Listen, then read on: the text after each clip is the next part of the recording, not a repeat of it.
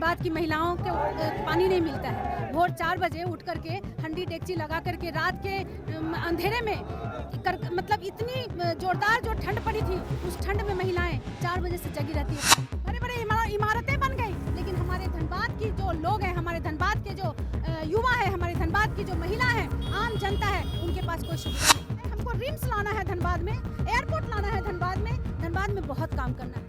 वादा निभाते नहीं है। माननीय मुख्यमंत्री जी क्या बोले थे, हम चुनाव के पहले 1000 देंगे, उन्होंने दिया है। क्योंकि धनबाद में आज तक कुछ हुआ ही नहीं। पिछले 30 सालों से धनबाद को सिर्फ ठगने का काम किया गया है। धनबाद की भोली भाली जनता अपनी मूलभूत सुविधा के लिए जब नगर निगम बना तो वो लोग बड़ा आश्वस्त हो गए कि अब हमें मूलभूत सुविधाएं मिलेगी। लेकिन आज 35 साल पहले जो धनबाद था वही धनबाद है।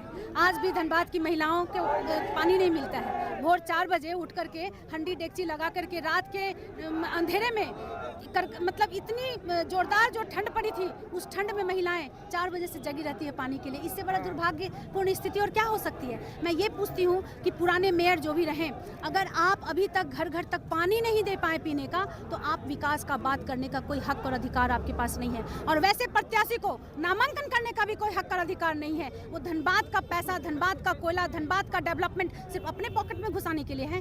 आज बड़े बड़े होटलें बन गई, बड़े बड़े इमारतें बन गई, लेकिन हमारे धनबाद की जो लोग हैं, हमारे धनबाद के जो युवा है, हमारे धनबाद की जो महिला है, आम जनता है, उनके पास कोई सुविधा नहीं है। बड़े बड़े आप कंपनियों को धनबाद में लाते हैं 8 लेन बनवाने के लिए, सौंदर्यीकरण के नाम पर। आज 8 लेन की क्या स्थिति बनी हुई है आप देख लीजिए। आज एक्सीडेंट का वो जगह बना हुआ है। धनबाद के कितने घर उजड़ गए।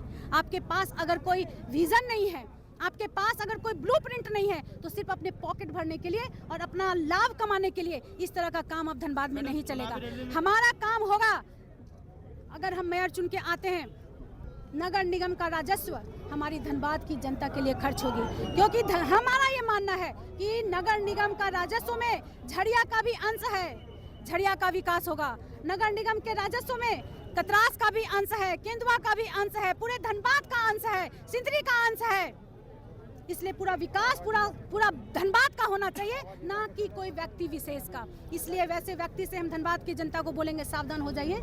पिछले कार्यकाल को देखिए, वैसे लोगों से सावधान होइए और ऐसे व्यक्ति को चुनिए जो आपके लिए समर्पित होकर के एक सेवक के रूप में काम करे। मैं अगर आती हूँ, मैं अपने आप को मेयर कभी नहीं समझूंगी। मैं जनता का सेवक बनकर के काम करना चाहती हूँ। इसलिए मैं जनता से अपील करना चाहती हूँ कि मेरा ताकत, मेरा शक्ति बनने का काम करें। धनबाद में बहुत काम करना है। धनबाद में मेट्रो लाना है, धनबाद को ओवरब्रिज देना है, धनबाद को जाम से मुक्त करना है, धनबाद में युवाओं को रोजगार देना है, महिलाओं को सुरक्षित रखना है, स्वच्छता है, स्वास्थ्य है, हमको रिम्स लाना है धनबाद में, एयरपोर्ट लाना है धनबाद में बहुत काम करना है। और इसके लिए हमको धनबाद की जनता का साथ चाहिए। और हम इसलिए कर पाएंगे क्योंकि माननीय मुख्यमंत्री जी का आशीर्वाद मेरे ऊपर रहेगा, धनबाद के ऊपर रहेगा। डबल इंजन की सरकार दौड़ेगी और किस प्रकार से धनबाद का नवनिर्माण होता है वो मेरा काम बताएगा। चुनाव में हर तरह की पार्टियां अपने अपने वादे करते हैं, फिर उसके बाद धरातल में कुछ काम नहीं दिखता है। जो पार्टियां वादा करके मुकर जाती है, आज के समय में वो पार्टी दरकिनार है।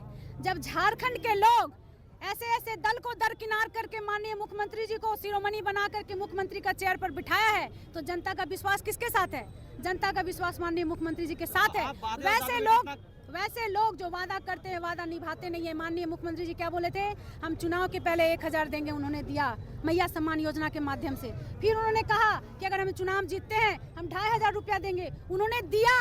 आज सभी महिलाएं, सभी बहनें, सभी माताएं, मेरी सभी सखी खुश है, बहुत खुश है, क्योंकि जो हम बोलते हैं वो हम करते हैं। और हमारा जो उसूल है, बोलना कम काम ज्यादा। मैं काम करूंगी, काम को देखिएगा। चलिए।